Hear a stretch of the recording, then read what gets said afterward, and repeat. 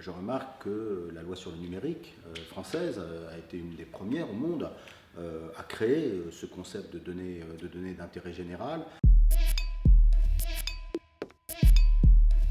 C'est-à-dire à ne pas juger la donnée en fonction de l'origine de son producteur, c'est-à-dire la donnée publique versus la donnée privée, mais en fonction de son usage et de l'intérêt qu'elle peut avoir pour la collectivité.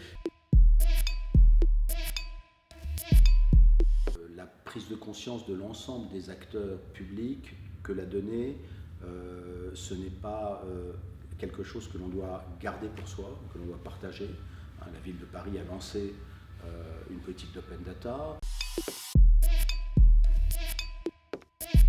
Il y a une génération digital native qui s'est laissée embarquer dans la contribution sans se rendre compte qu'il donnait des informations qui avaient une valeur inestimable à un certain nombre de grands groupes qui en faisaient des profits et parfois même des surprofits. Je pense que la génération suivante, elle commence à bien comprendre ça.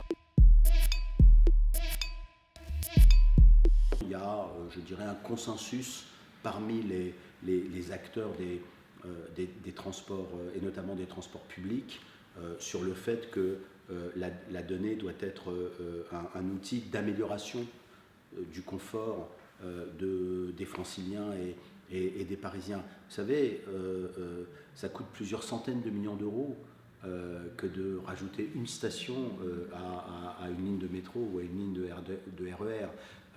Ça coûte plusieurs millions d'euros que d'acheter des rames de chemin de fer ou de RER.